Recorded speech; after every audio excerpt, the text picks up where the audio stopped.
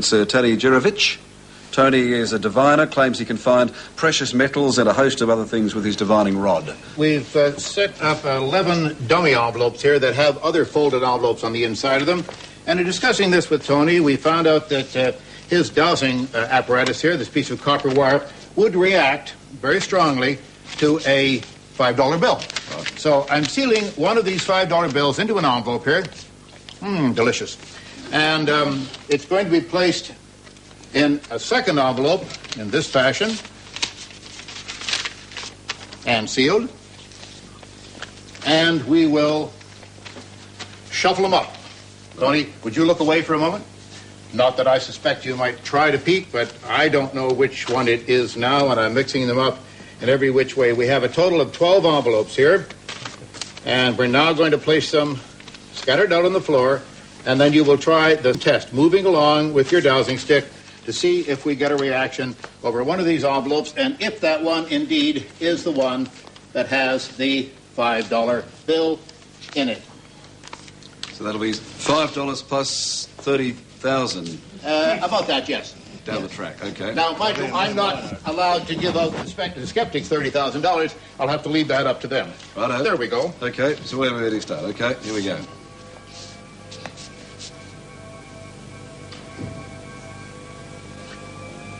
So, just keep going.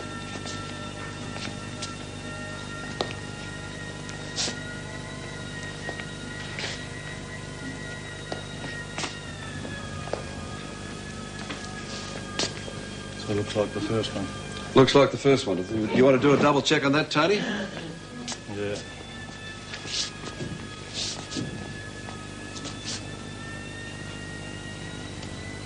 Yeah, well, you try and put your hand behind me back again.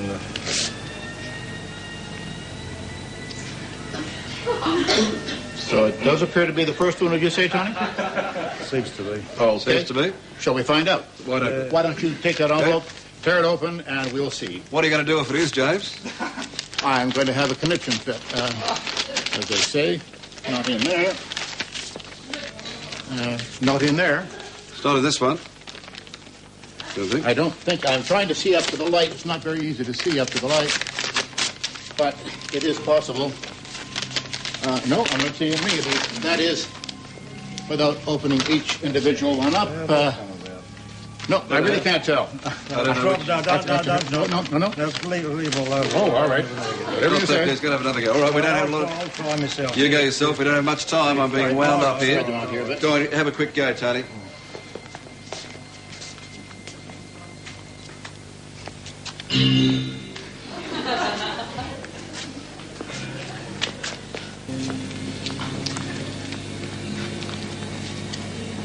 Disappeared, James. Maybe there's no $5 bill at all. Try that one. Try this one. Okay. Here we go, quickly. Try that one. No, not that one either. No, I think we've got to finish there. We'll find it for you in a moment. We'll come back and find it. She's going to telepathically transmit an image displayed on the card to some selected members of the audience. Is that right? We hope to do All right, that. Pauline, come on out. If you open up that box, Pauline, you'll look inside, and you will see a drawing pasted, or a picture. Upside down. Oh, sorry about that. On the bottom of the box, you see what it is now? So I can look at it, James? Yes, of course you can. I know. Mm-hmm. Right, I can see it. Okay. Yep. Now, we'll close up the box again, and we'll just lay it right back here. Well, hold it, if you like. Do you want me to hold it? You can hold it if you Yep, wish. I'll Certainly. keep it closed. There we go. All right. Now, Pauline, would you transmit whatever that was on the bottom of the box to Six these ladies in the front. Is that correct? Now, are you part of this act, or where have you come from? Do you know Pauline? You don't? Promise? Promise. Okay, all right. Okay. So you're going to pass A little bit of just 1 or 2 moments of meditation. Ladies, would you please, and the audience may want to close their eyes too, just close your eyes and relax. Forget the world, forget yourself. Be just with nothing and everything. Just be love, be patience and be peace. And when you've reached that level where you feel comfortable, I don't want to take you in too deeply, but just the level where you feel comfortable, then just open your eyes. There's nothing spooky or scary about any of this. And open your eyes, and I've been transmitting that image to you. Now, you may receive the shape or the colour. It may have no colour. But whatever you may have thought you saw or felt, just please let us know. It doesn't have to be, you don't have to be correct. No one's going to cut your head off. In fact, you may be part of a happy experiment, and that's all I want to do with you, okay? Now, if you feel you have imaged something, please put your hand up. Okay, can I ask you, please, dear, what you thought you saw? Sitting on a swing and swinging. I can't quite hear you. Swing, back and forth on a swing. A swing, okay. Was there colour attached to that? No. No colour. The next, who was the next lady? Clouds. Lots of white clouds and a blue sky in the background. The blue sky. Well, so you were tuning into your own piece there, you see, and this lady's wanting to get going and do things. And the other lady, I think you... The colour red. Colour I saw red as well. Sorry? I saw red as well. And you saw red as well. I'm not going to influence you in any way, okay? Is that it? Any other? So 3 people saw red, and a cloud, and a sky, and a swing. Is that it? And what was? Colour red. The colour red. Anything else? All right. So Let's take a look and see which one it was. I don't know which one it was myself at this point. okay. Which camera? What do we do it? Oh, it's an orange, black, and white butterfly. And I think the cloud, the butterfly floats along within the sky, and you can see a cloud usually with butterfly. Is that? That's how I interpret Anything like you saw? The colour you saw, Colour. but you didn't tell us that. Oh, I said colour, but... Okay. Yeah. But no one saw a butterfly like that. You can test your powers of ESP tonight by taking part in the first live national ESP test ever conducted on television, and here's how it works. The card locked under this glass is similar to the cards our ESP challenger is using. It was selected face down at random by Dr. Krippner, and all of the other cards in the deck were destroyed. No one in the studio knows what the card is. On the back of this card, there is either a star, a square, wavy lines, a circle, or a plus. And now for the results of the national ESP test. Most of you saw the wavy lines, 42%. Here are the other percentages. 11% saw the star, 16% the square, 21% the circle, and 10% the plus. 42% saw the wavy lines. Now, in previous tests like this one, it's been established that most people would tend to select a star from among these 5 shapes. Let's see what's actually on the card. Dr. Krippner? You have the only key to the padlock, and you've been holding on to it since we began the test, correct? That's right. And here is the card. Ladies and gentlemen, the card that most of you chose is the square. And as we revealed moments ago, a certain percentage of the audience, 16% of the audience, saw the square, but the winner by far was the wavy lines. Incorrect. Our last guest tonight believes that by looking at a photograph, she can tell us something about the person in that photo, including whether or not that person is alive or dead. Agnes, earlier in the day, we gave you 5 photographs. They're smaller versions of the ones we now have behind us.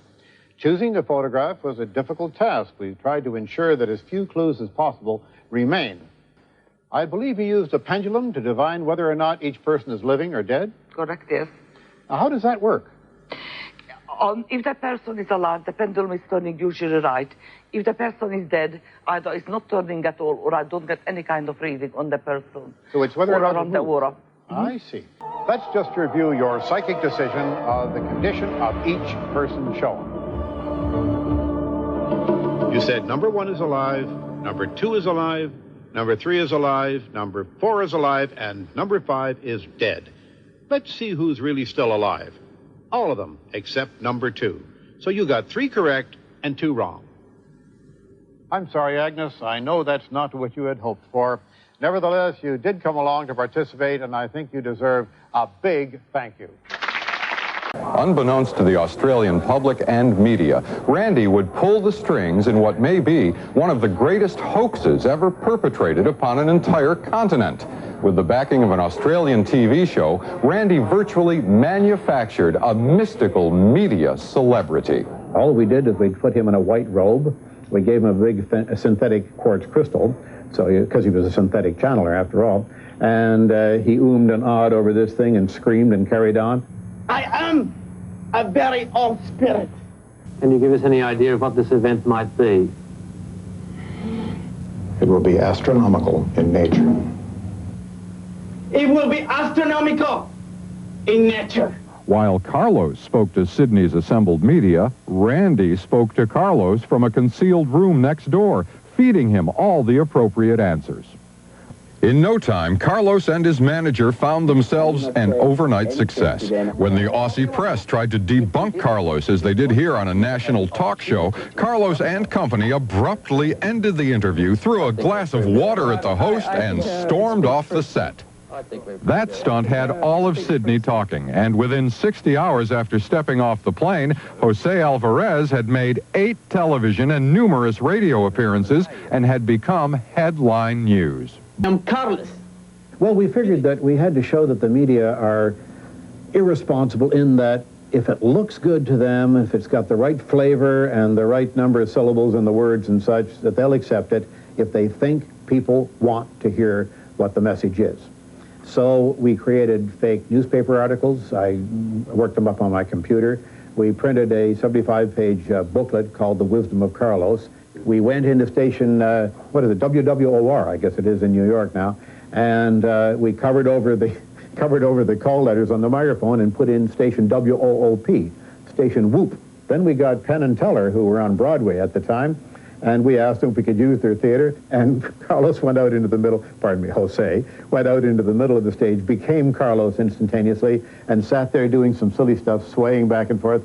Staging the media events was just part of their scheme. They needed a gimmick the media could focus on. The pulse-stopping routine fit the bill. The way it's done is very simple. You simply take a rubber ball and put it in your armpit and then bear down on it, and it cuts off the flow of blood temporarily to the wrist, and they're hunting around and they can't find the pulse. All the media had to do to unmask Carlos was to make one phone call to the United States and check any of the claims made in the manufactured press package. No one did. But we looked into the audience, and there were people with tears coming down their faces, people clutching crystals and doing this kind of a thing.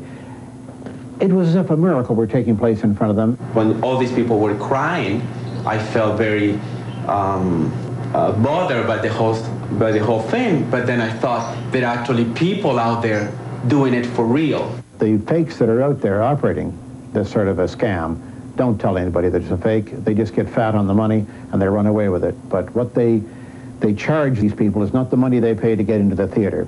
They charge them their emotional stability, in some cases their health, and in some cases even their lives.